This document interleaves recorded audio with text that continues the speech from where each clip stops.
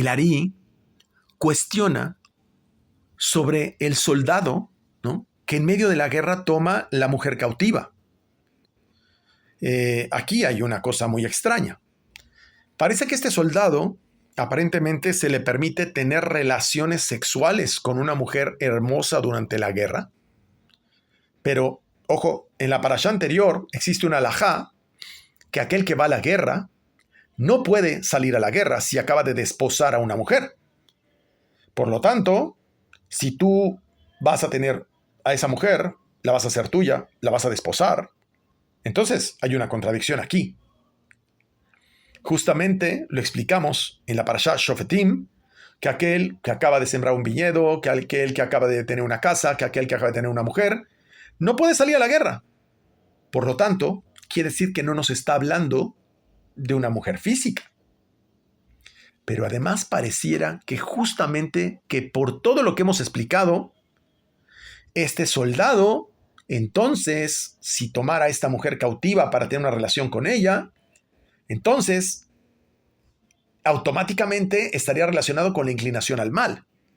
Porque precisamente por eso te dice que no salgas cuando acabas de desposar a una mujer, plantar un viñedo, poner una casa, porque llenarás tu corazón de inclinaciones que no son las correctas. Pregunta el Ari: ¿acaso es por el hecho de que no podría limitar sus urgencias sexuales, puede hacer algo así con una mujer? Obviamente la respuesta es no, ni de broma. Por ningún motivo se puede violar las leyes de la Torá, ni por urgencia. Segunda pregunta: cuando el pueblo de Israel cruzó el Mar Rojo, se habla que Dios venció a los egipcios en 2 ocasiones con la mano derecha. Así dice, con su diestra hizo tal, con su diestra hizo tal. Y justamente responde el Ari, porque el hecho de que lo hiciera con la diestra es porque lo hizo con misericordia, porque había algo que tenía que ser transformado o rectificado en ellos. Aquí nos demuestra que aún la liberación del pueblo de Israel de Egipto fue hecho con gran misericordia, porque fue con la diestra. La tercera pregunta: ¿por qué está prohibido en toda la Torá? ¿Por qué está prohibido que el pueblo de Israel regrese a Egipto? ¡Caramba! Continuamente le dicen a Moshe: nos vamos a regresar a Egipto, nos queremos revolver a Egipto, nos queremos regresar a donde estábamos. Pero nunca hay problema con los demás pueblos. Los demás pueblos nunca proponen irse a Egipto. Los moabitas, los emoritas, los de Canaán, los cananitas, nadie nunca se quiere regresar a Egipto. Ellos viven muy felices en su tierra. ¿No se han fijado? Bueno, aquí viene la explicación. Continuamente se habla de 4 exilios: el exilio de Babilonia, el exilio de Midian, el de Grecia y el de Edom, el de Roma. Y porque después siempre nos habla de regresar cientos de veces a Egipto. ¿Por qué no nos habla de regresar a Babilonia? ¿Por qué no nos habla de regresar al pueblo midianita, al pueblo persa? ¿Por qué no nos habla de regresar a Grecia o a Roma? Siempre nos habla de regresar a Egipto. La respuesta es que los 4 exilios representan 4 mundos: Asia, Yetzirah, Beria y Atzilut. Babilonia, Persia, Grecia y Roma es la rectificación de cada uno de ellos. El nivel de Atzilut, el nivel de Beria, el nivel de Yetzirah y el nivel de Asia. Es la rectificación de cada uno de ellos. Pero Egipto,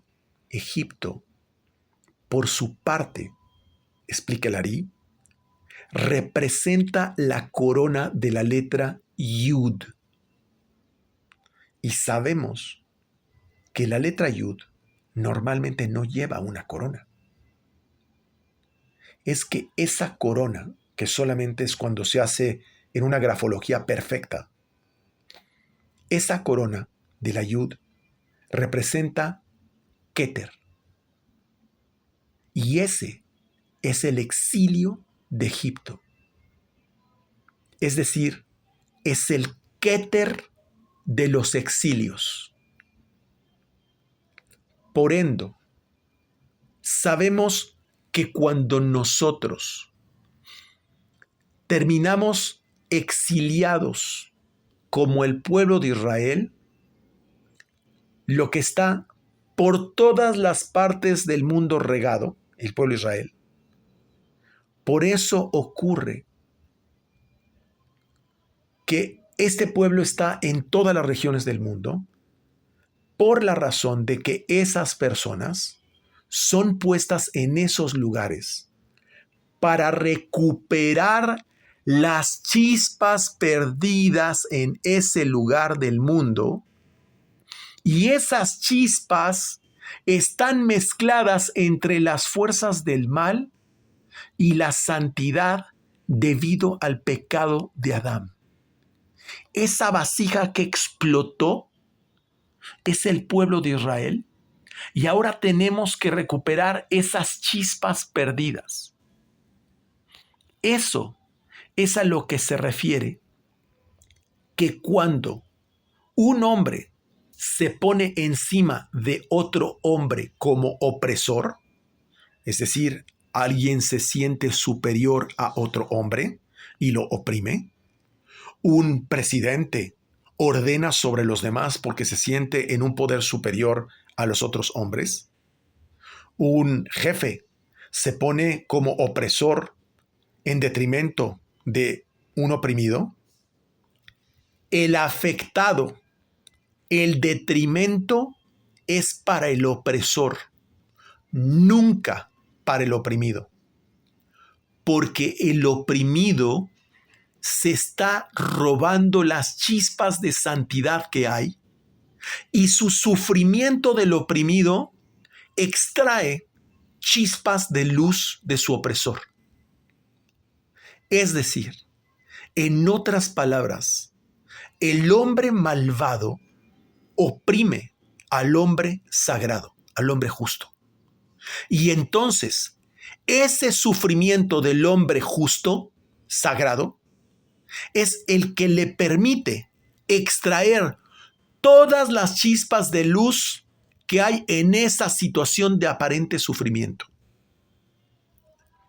¿Qué tenemos que hacer cuando tenemos una situación contraria a nuestro propósito? Precisamente volvernos más kadosh, conectar con el otro lado y extraer todas esas chispas de luz. Por lo tanto, no hay que pelear. Lo que hay que hacer es succionar esa energía positiva que hay en medio del negativismo de la otra persona. Y donde quiera que ese hombre justo va, también la Shejinah va con él. Ahí hay un gran secreto, pero un gran secreto. La Shejinah, la presencia divina, también está exiliada junto con el pueblo de Israel. Y Akadosh Baruj Hu va a ayudarlos a que extraigan esas chispas divinas que están ocultas en situaciones adversas. Y hay una mitzvah que prohíbe que Israel regrese a Egipto porque se truncaría, se pararía, se detendría esta función. Porque está escrito que cuando salieron de Egipto, se llevaron todas las riquezas de Egipto. ¿A qué se refiere? Que vaciaron todas las chispas contenidas en Egipto y por lo tanto no hay nada que extraer ahí. Y nunca un ser humano debe hacer algo en su vida que no es para revelar luz. No vayas a trabajar si no es para revelar luz.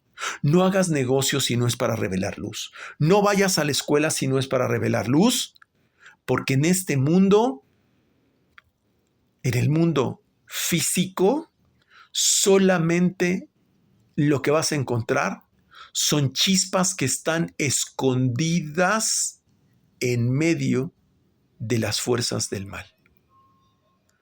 Por eso, cuando nos llama la atención un negocio, unas vacaciones, una mujer, un hombre, es porque ahí hay chispas de luz que podemos extraer para su elevación. No para la elevación del negocio, de las vacaciones, de un hombre o una mujer. No, no, no. No, para la elevación de las chispas que hay ahí. Entonces, ¿por qué sentimos atracción por un negocio? ¿Por qué sentimos atracción por una persona? Porque vemos la chispa divina que está dentro de eso y podemos extraerlo para elevarla.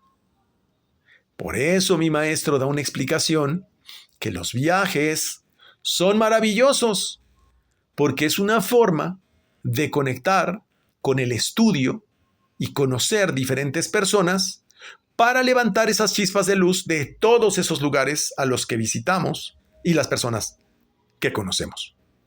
Esa, en realidad, es la principal función para hacer negocios. Vamos a entender en una forma más didáctica, entonces, con toda esta explicación, ahora sí entendemos de qué nos está hablando de la parashá, donde todos los ejemplos que presenta la parashá son estados de juicio que están conectados no con los estados de misericordia, sino con estados de juicio que automáticamente generan la desconexión de Yud-Ke Vav-Ke Eloheja. Es decir, desconectan el estado de misericordia y conecta con el sentido que alimenta las fuerzas del mal. Esta mujer hermosa que tomas en la guerra, según habla la parashá, es nuestra alma. Es tomada en la guerra de este mundo. Es nuestra neshama. El alma está cautiva en el mundo físico, en nuestro cuerpo. Y aquí hallamos esa razón para transformar el mal en bien, que es, repito, solamente lo vas a encontrar en medio de las circunstancias negativas. Por eso ya expliqué que cuando todo te sale bien en un sentido, es porque eso no tiene sentido para tu vida. El único mundo donde coexisten bien y mal es aquí. Y la razón para la cual existen mal y bien es para que el bien transforme el mal, encuentre la chispa divina que está allá adentro y la eleve. Esa mujer, dice la parashá, queremos hacerla nuestra. Es decir, que nuestra alma tenga dominio y control sobre nuestro cuerpo. Queremos introducirla a nuestra casa. Es decir, el proceso, nuestra casa es nuestro corazón. Queremos hacer que nuestra alma conecte a través de nuestro corazón en el mes de Elul. Queremos rasurar su cabeza, es decir, quitar todos los estados de juicio con los que conectamos normalmente. Nuestra desesperación, nuestro deseo de revancha, nuestra envidia, nuestro ego, todas estas cosas. Quitar también todas las ideas ajenas que nos separan de nuestra relación con el Creador. Cortar las uñas, ¿sí? Es un acto donde se ubica el Yetzer Hará, el deseo de recibir, Pero aquí no dice que le cortes las uñas. Dice que le dejes crecer las uñas. Es decir, que quites, arranques todas las clipot, que penetres para arrancar las clipot. Y, por supuesto, que quitemos nuestros apegos. Tengo apego a mi escuela, tengo apego a mis amigos, tengo apego a mi casa, tengo apego a mis papás, tengo apego a mi trabajo, tengo apego a lo que hago. Quita todos tus apegos. Y sobre todo, saber perdonar. Saber perdonar es saber eliminar nuestros apegos. Quitar el vestido que traía puesto cuando era prisionera significa quitar los velos espirituales, quitar la clipá. Por eso, el ejemplo es que desvestimos un Sefer Torah en Shabbat, desvestimos el Sefer, es decir, conectar con sus secretos. Quitarle el vestido de prisionera es para vestirla con los secretos y quitar la clipá, los velos espirituales. Y como explicamos en la Parashá Shofetim, salir de un mundo de ilusión y mantener a esa mujer en casa por todo un mes, se refiere al mes de Elul. Y dice, añorando a su padre y a su madre. Ahí se refiere conectando con Jochma y Biná. Es el alma que está gritando, pidiendo a gritos que en el mes de Elul dejes de estar conectando con el mundo físico, con los negocios, con el dinero, con tus problemas, y que conectes al máximo con el nivel de Atzilut y con toda la Debekut posible.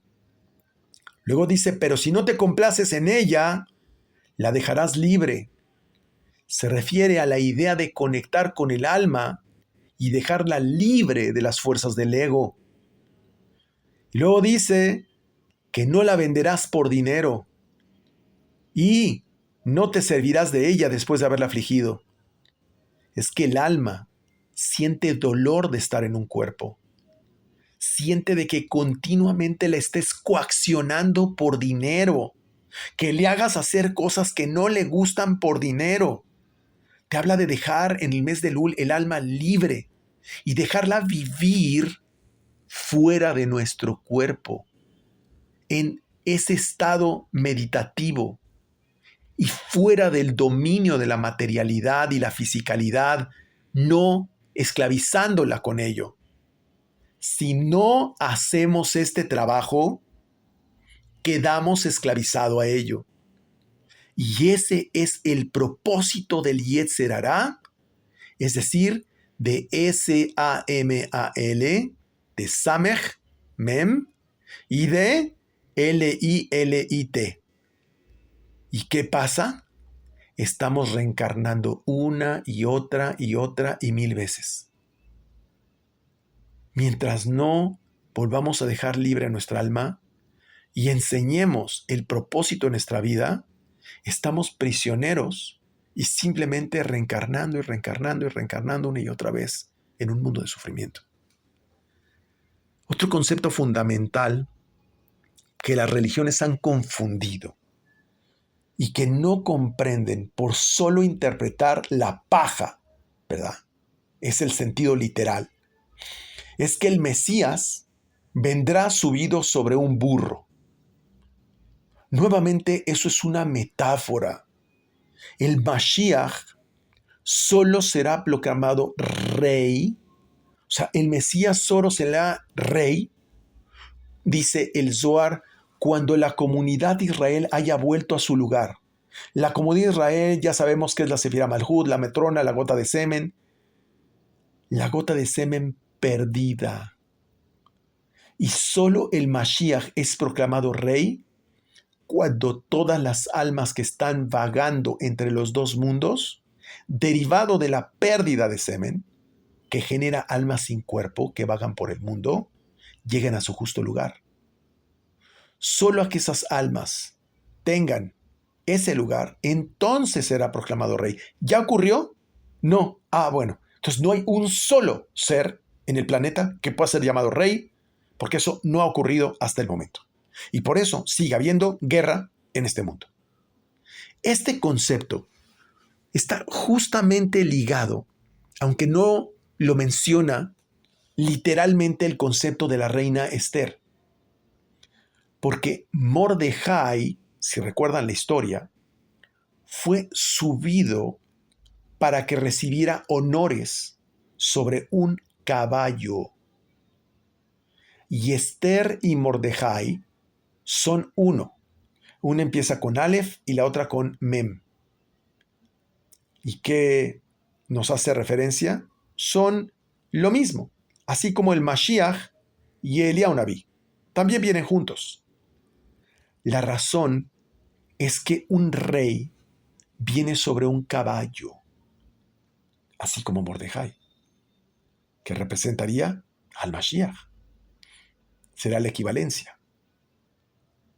No sobre un burro, pero quiere decir que el Mashiach viene subido sobre un burro, es decir, sobre la demonia, L-I-L-I-T. Es decir, que toma justamente su fuerza a partir de la pérdida de semen. La provoca. Pero hasta que no la tiene dominada, el Mashiach viene sobre un burro, no viene sobre un caballo. Y sabemos que el patrón viene sobre un caballo. Es decir, Mashiach va a intentar dominar a esa demonia, que es la que ocasiona la pérdida de semen. Por lo tanto, subir sobre un burro es cosa de esclavos, no de un rey. Así es que si una religión por ahí comenta que el rey venía subido sobre un burro, ese no es el Mashiach. No quiero decir cuál. Alguien vino sobre un burro.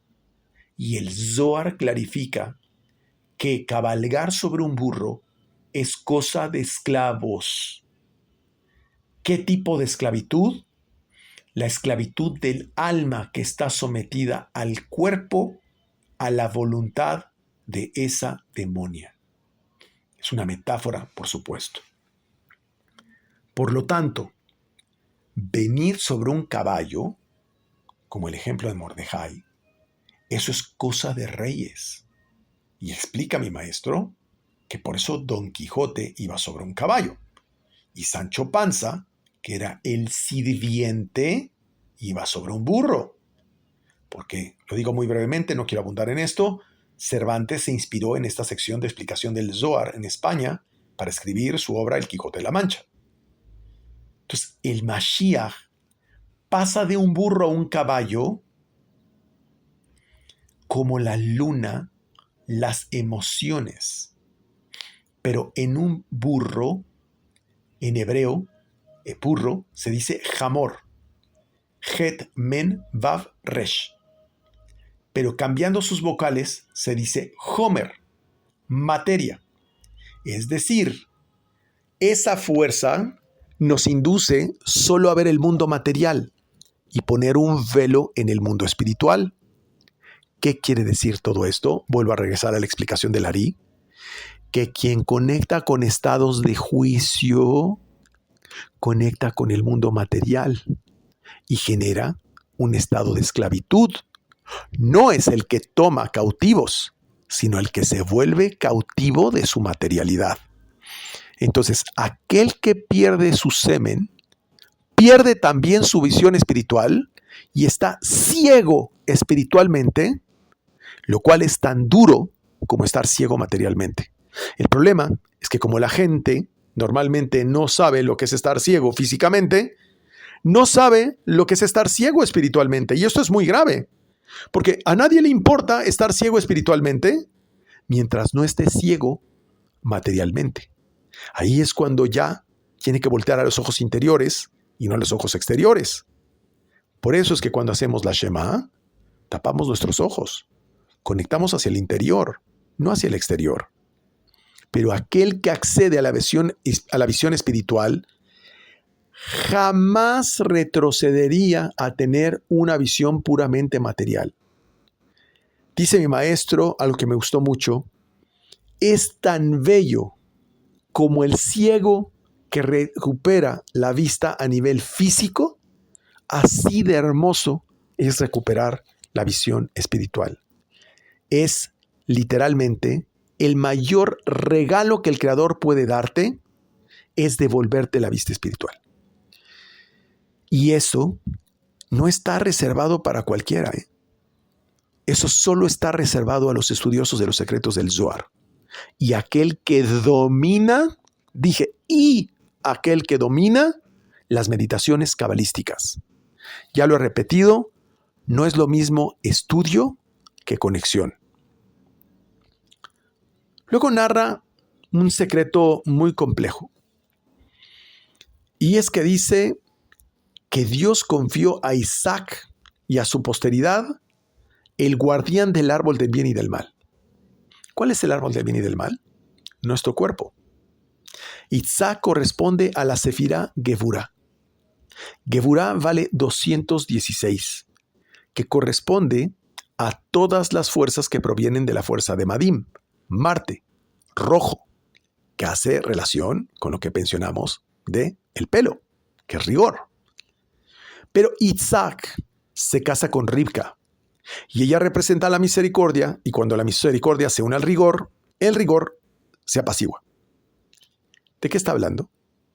Justamente de la explicación del Arizal, que precisamente son los 5 estados de misericordia los que endulzan estos estados de juicio. Cuando unes lo dulce con lo amargo se vuelve dulce. La diferencia es que mi maestro lo está explicando en una forma sumamente simple. Esto explica que en la pareja, tanto en nuestro actuar, siempre la reacción debe ser temperar y endulzar aquello que es amargo. Nuestro objetivo solamente es convertir lo amargo en dulce. Eso es vencer a las fuerzas del mal. Pero como normalmente lo que nos gusta es justificar lo amargo o demostrar que lo amargo del otro es lo estúpido, nos encanta demostrar que lo amargo del otro es hacernos sentir que nosotros estamos bien. Precisamente no entendemos que Gevurá tiene la misma gematría de la palabra dibur, que es palabra. Quiere decir que con la palabra definimos si llevamos uno u otro evento hacia el caos o hacia el éxito. En esta parashá hablamos de la blasfemia. Eso es provocar el caos en el mundo. La Gevurá, entonces, ¿para qué la uso? ¿Para qué utilizo el rigor? ¿Para qué utilizo esa fuerza rigurosa? Bueno, aquí está la respuesta. Para rezar con esfuerzo, para meditar con fuerza, para bendecir al otro, para ayudar al otro. Y si no lo vas a hacer, cierra la boca. La boca está asociada con la observación. Lo explicamos en la parashá Re'eh. El que tiene buena boca ve con la interioridad. Re'eh es más arriba que Shema. El que tiene mala boca es un infeliz y ve con la exterioridad. ¿Por qué es un infeliz? No estoy ofendiendo. Es que es infeliz. Por eso tiene que expresar su infelicidad a los demás. Pero el que tiene buena boca es que es feliz dentro de sí. Nuevamente, viene aquí un gran secreto que desconocen las religiones. Puesto que el Zohar señala que Rabbi Shimon Bar Yochai hace la reparación cósmica para que el Mashiach no sea asesinado. Entonces, si el Mesías fue muerto o asesinado, independientemente de que resucite o no lo haga, ya no cuadra la historia.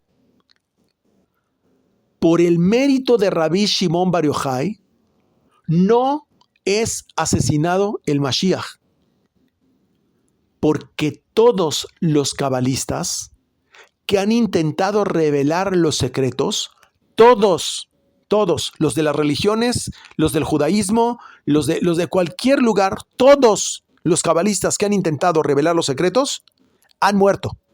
Y a edad muy temprana, desde 20, 30, máximo 40 años. Porque el Mashiach tiene ese mérito y el ángel Samech Mem no puede con él. No puede con él. Esta parashá viene la expresión si un hombre viola a una mujer virgen, porque dice que la va a tomarla a una mujer virgen. Se refiere con el hecho de que en la guerra la hagas tuya. Así. Viene de la guerra, es tu prisionera, hazla tuya. Viólala. Y luego dice que en castigo debe pagar 50 siclos de plata. Y luego no debe jamás repudiarla. En el sentido literal, la verdad es que hablamos de un violador. Nada de eso. La joven virgen, la mujer hermosa, ya explicamos que es el alma. Cuando nosotros entendemos el sentido místico, es otra cosa. Quiere decir que el cuerpo no puede repudiar su alma, sino cuidarla. Debemos comprender que no podemos estar al servicio del cuerpo, sino del alma. Pero los 50 ciclos de plata se refiere a las 25 letras que hay en la Shema. Y luego, cuando decimos Shema Israel, Amonai Eloheinu, Amonai Echad, hay 25 letras. Y luego decimos Baruch Shem Kevod Malchuto Leolam Vaed, también tiene 25 letras. Cada letra se asimila a un ciclo de plata, por lo tanto, cuando hacemos la Shema, es el pago que hacemos a nuestra alma, es el alimento que le damos al alma con las kavanot, las intenciones correspondientes, que recibe como pago, como indemnización, como alimento, porque esa alma nos da la vida. Por lo tanto, las personas que no conocen estas intenciones y que no le dan de comer a su alma está desnutrida. Por eso viven conforme al cuerpo. No es que sean tanto ignorantes, no, la ignorancia reside en que no sabemos cómo alimentar el alma. Por lo tanto, hacemos la Shema 2 veces al día y así le pagamos al alma por haberse mancillado en un cuerpo que impurifica el alma. Entonces, purificamos el alma con la Shema que hacemos de día en Shachrit y en la noche, antes vamos en Arbit o antes de dormirnos. También se puede hacer una tercera ocasión. Entonces, ya expliqué en la parashá anterior que durante la Shema hacemos una serie de meditaciones en la palabra Echad, donde cada una de estas meditaciones son o hace referencia a las 4 tipos de muerte. Y ya sabemos, las voy a repetir, las meditaciones, que es Yud Vav Dalet, He Yud Vav Yud Vav He Yud, nivel de Atzilut, luego sigue el nivel de Beria, Yud Vav Dalet, He Yud Vav Alevav He Yud, luego el nivel de Yetzirah, Yud Vav Dalet, He Alef Vav Alevav He Alef, y luego sigue el nivel de Asiá, Yud Vav Dalet, He Vav Vav He. Y en la clase anterior explicamos cuál es lapidación, fustigación, estrangulación y quema, cada una de ellas. Bueno, pero en realidad, la kavaná que debemos de poner al momento en que precisamente hacemos estas meditaciones es la intención de matar todo el ego y el deseo de recibir que se produce en el cuerpo, que es lo que impurifica el alma. Esa acción es lo que le da de comer a nuestra alma. En lugar de comida física, le damos comida espiritual, que son los yihudim que meditamos y los secretos del cielo. Nuevamente, una cosa es la paja literal y el grano, que es el sentido místico, es otra cosa. Cuando un hombre bendice a diario a su creador, el demonio que siempre está afectando a ese hombre, demonio se dice shed en hebreo, ese demonio, estamos hablando de los estados de juicio, de Samech Mem, de Geburah, del árbol del bien y del mal, del ángel de la muerte, para que lo entendamos, ese demonio, cuando está continuamente conectando la persona con el creador, ese shed, demonio, se convierte en Shaddai, que es la misma numerología de Metatrón, 314. Entonces, todos estos obstáculos que tenemos en la vida, encontramos una fuerza que está ahí para ayudar y ayudar a salir adelante. Por lo tanto, aprendemos que son las obras del ser humano lo que transforma al demonio en ángel o el ángel en demonio. ¿De qué está hablando mi maestro? Que según la reacción que tú tienes, si conectas con estado de misericordia, transformas al demonio en ángel. Pero si conectas con los estados de juicio, lo transformas en demonio, lo que es bueno. Lo sabemos de una simbología que es el bastón de Moshe. Ahora sí lo vamos a entender. Que transformaba el bastón en serpiente. No, no es así. Es el bastón de Moshe que representa la letra Vav con la Yud en la parte de arriba, es decir, la pureza sexual, donde el bastón se tragaba las serpientes de los magos hechiceros. ¿Qué es esta simbología? Representa que el bastón, o sea, la pureza sexual de Moshe, se comía las serpientes, se comía las películas que le pasaban enfrente de terror. Si a ti te ponen una serpiente venenosa enfrente, depende de tu forma de reaccionar, la manera como vences a ese enemigo. Pero si tú eres dominado por el miedo, vas a ser devorado por esa serpiente. El palo de Moshe representa el ángel y el demonio representa a la serpiente. Esta simbología nos indica que nosotros somos los que determinamos si las circunstancias se convierten en demonio o en ángel. Eso es lo que significa. Entonces, regresando al tema de aquellos que además se dicen ser muy instruidos en el pasado y en el presente, hay precisamente demonios, ojo, que pueden estar encarnados en el aspecto de un hombre y que son demonios. Son similares a los ángeles que toman aspecto de un hombre a veces. Por ejemplo, son astrólogos. Ven el futuro en las estrellas. Ven las circunstancias en las estrellas. Pero en realidad son demonios. Hay otros demonios, explica el Zohar, que no son muy instruidos como los animales. Se multiplican como animales. Exacto. Son los demonios que se han encarnado en personas comunes y corrientes, que simplemente son ignorantes, son impuros y se dedican a hacer daño al ser humano.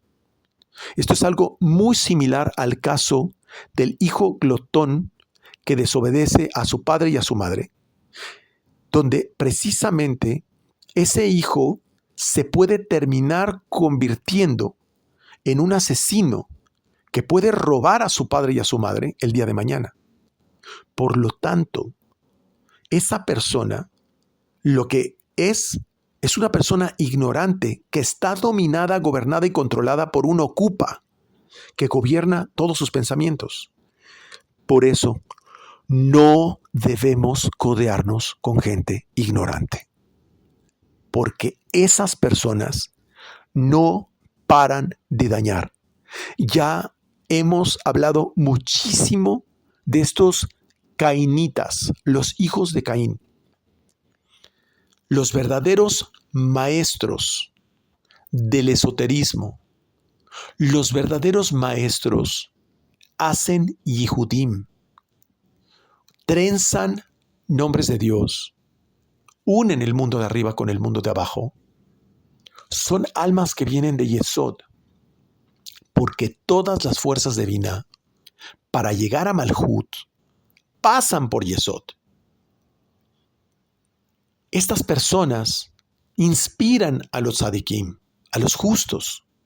Y esos tzadikim nunca se les acercan los demonios, porque son eruditos en los secretos del cielo.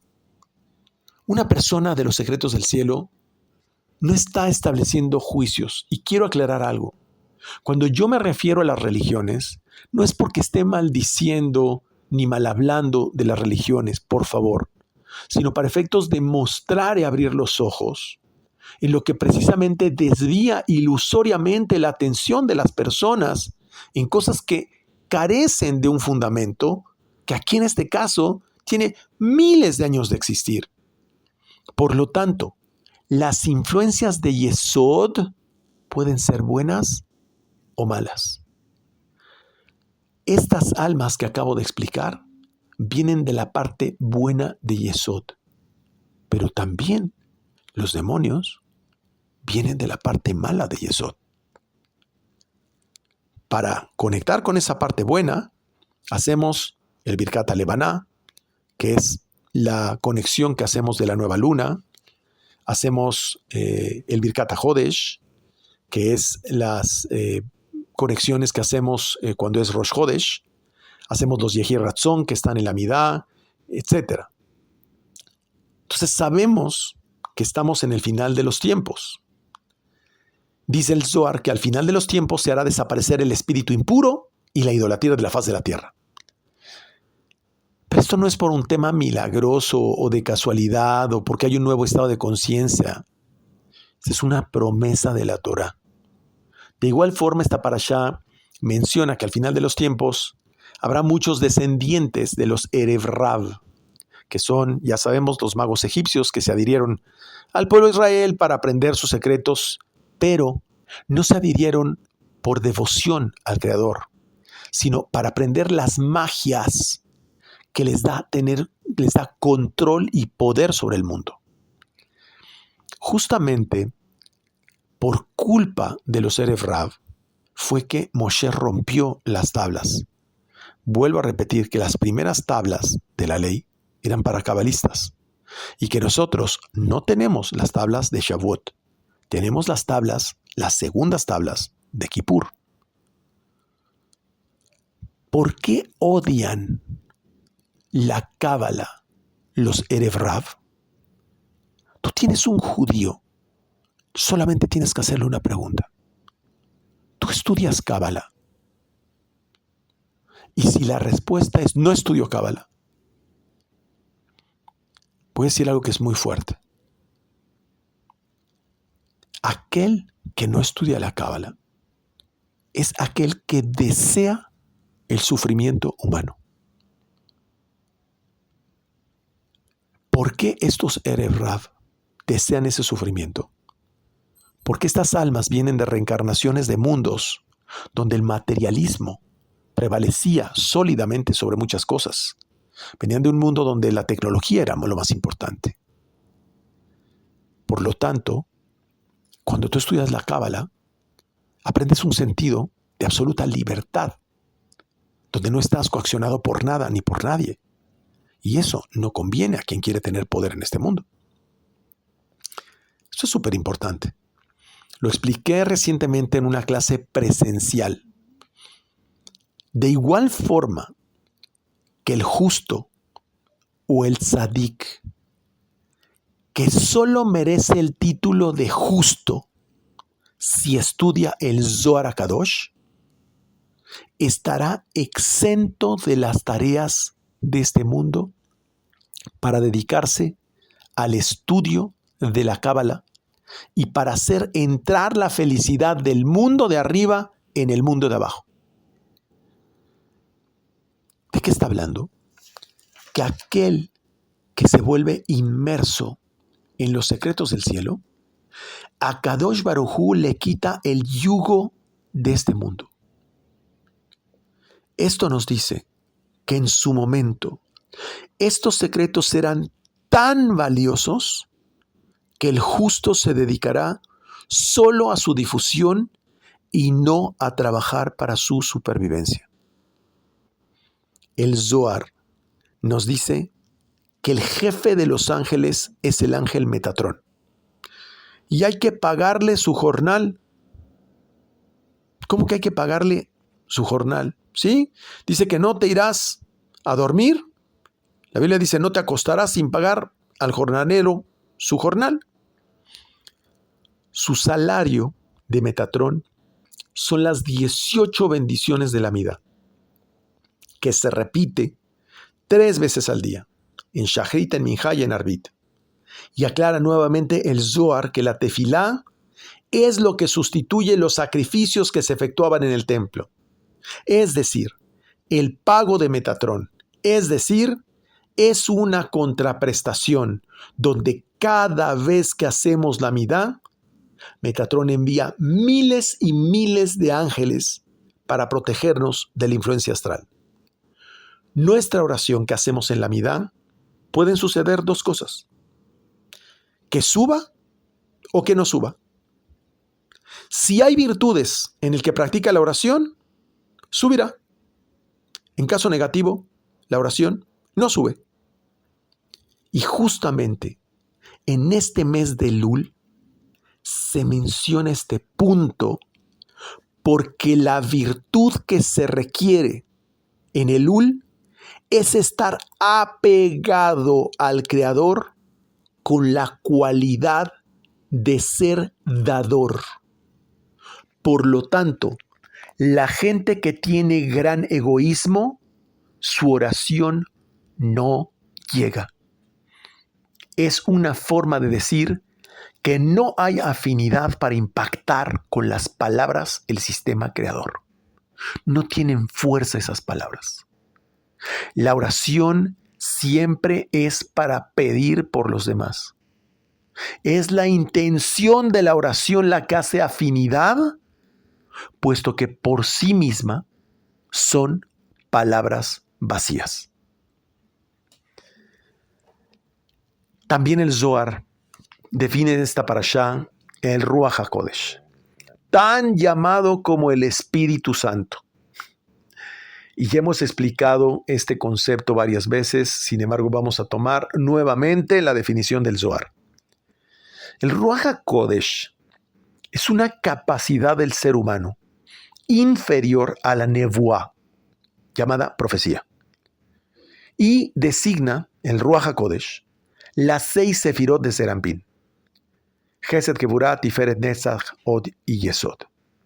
Es decir, aquel que tiene la capacidad de conectar con esas 6 sefirot puede obtener una inspiración divina intermitentemente. Pero cuidado, y explicamos que todo fluye en Yesod. Y a partir del estado de juicio que prevalezca en Yesod, si es un demonio o es un ángel. Ojo, el Ruach HaKodesh es una forma de inteligencia que facilita la toma de decisiones correctas para la persona, pero no lo convierte en un adivino del futuro. De igual forma, aquel que es llamado sabio, jajam en hebreo, la raíz de la palabra jajam viene de jochma. Jochma, jajam. Lo que quiere decir que sabio es aquel que está al nivel de jochma, que medita los nombres de Dios. No es el que tiene todo el conocimiento de memoria. Pero para que esa meditación dé resultado, es necesario que aquel que medite debe tener temor de Dios. Es decir, Yirat Shamaim.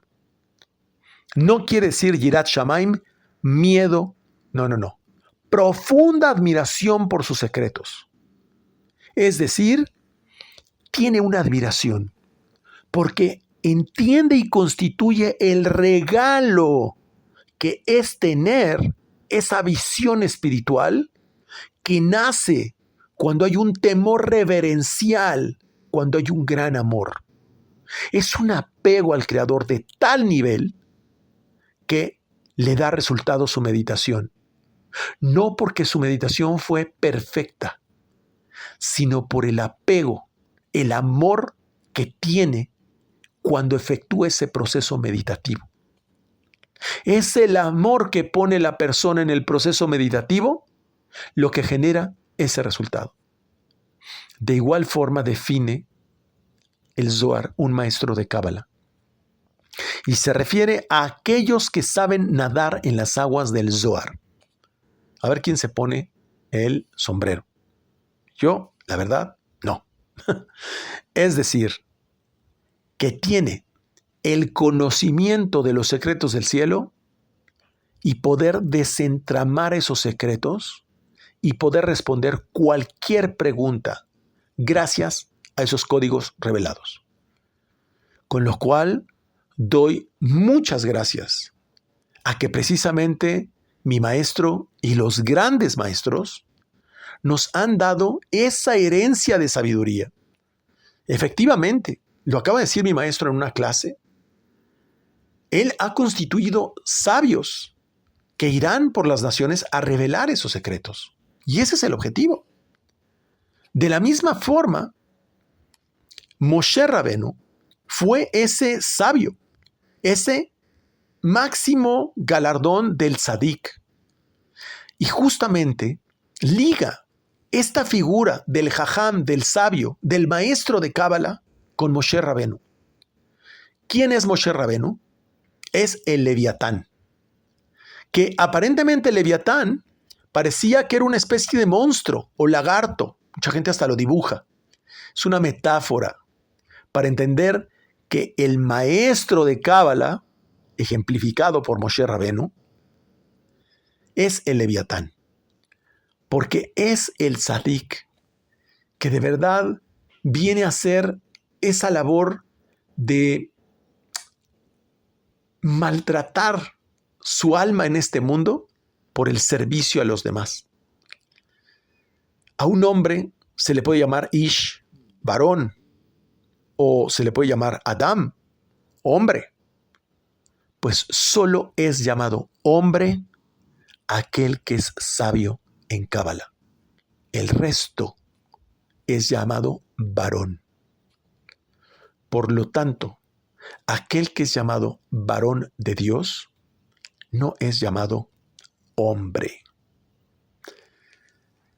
Cuando la Torá habla de las bestias del campo, y aquí sí viene una definición muy importante, es llamado bestia al ignorante, puesto que su comportamiento es bestial, sin conciencia, y el ignorante que estudia la Cábala pasa de ser un ignorante, que es como un animal, a un ser humano evolucionado. Y viene un concepto maravilloso que habría que entender con mucha profundidad. Explica el Zohar que en la época del exilio, y ya explicamos los 4 exilios, que es la rectificación de los 4 mundos, y aquí viene el punto. ¿Exilio de qué? Exilio de la sabiduría. Y hablábamos precisamente, yo no lo entendía, que Egipto era precisamente la corona de la Yud. Es el exilio de la corona de la Yud. ¿Se acuerdan que lo explicamos esto antes? Y explícame, maestro, ¿cuál sabiduría es la que se perdió? Es el exilio donde la corona se cayó. Y nos explica que la corona es la letra Yud. Está volviendo a la explicación que habíamos dado. Y la Hei es Abraham. Y la Vav es Jacob. Y la última Hei del tetragrama es Isaac. La verdad es que en este concepto podríamos tardar 20 minutos en explicar cada uno de ellos. y bueno, o sea, simplemente por qué la Yud es Jochma, la Hei es Binah, la Vav es de Rampin, la última Hei es Malhut. Por lo tanto, la Yud, etcétera. O sea, podemos profundizar muchísimo, ya lo hemos explicado. Les pido, por favor, que revisen las clases para comprender estos conceptos. En realidad, ¿por qué la Yud es la meditación cabalística? Y es la corona que se cayó. Porque en medio del exilio, en medio de Egipto, no hay nada que recuperar. ¿Se acuerdan que explicamos? Todas las chispas, toda esa riqueza se la llevó Israel. Es decir, en medio de la ignorancia de la gente, las personas no saben hacer meditaciones cabalísticas. Esto está íntimamente relacionado con el concepto sacar agua de la piedra. Moshe Rabenu fue instruido para hablarle a la piedra, por lo que Dios se enfadó supuestamente, donde Moshe le pegó a la piedra para que saliera agua. A lo que se refiere es que la piedra es el cuerpo. Y el cuerpo no sabe meditar. Tienes que hablarle a la piedra para liberar lo que está preso en el cuerpo. Esto está haciendo referencia a la mujer que fue y está tomada prisionera. Es el alma que está presa en el cuerpo. Es explicar, hablar los secretos del cielo a la persona para que despierte del letargo de su alma. Salga el agua, el Gesed, la clemencia que representa el alma del cuerpo. Por lo tanto, cuando se le habla al cuerpo, es decir, se le explican los secretos del cielo a la persona, el alma se despierta y aprende a recuperar la corona, es decir, a meditar.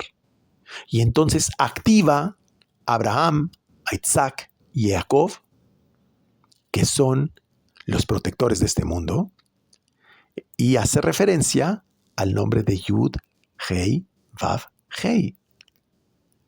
Son 3 fuerzas. Cuando sabemos iluminar la letra Yud, es decir, sabemos meditar, se ilumina Hei, Vav, Hei, Abraham, Isaac y Jacob. Esas fuerzas son las que traen el equilibrio. Y esa fuerza es la que elimina las guerras, el hambre. Pero de forma contraria, los 3 patriarcas, si la Yud, si la corona está caída, los patriarcas no pueden hacer su trabajo. Es decir, no están haciendo a la gente creer por convencimiento. La gente está creyendo por convencimiento o por fuerza que se despierta el alma. Convencer a la gente, eso no sirve de nada.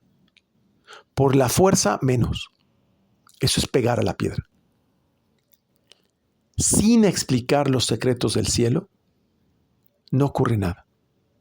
Hasta que se explican los secretos y la gente comprende, empieza a fluir la intuición del alma por encima de la presa del cuerpo.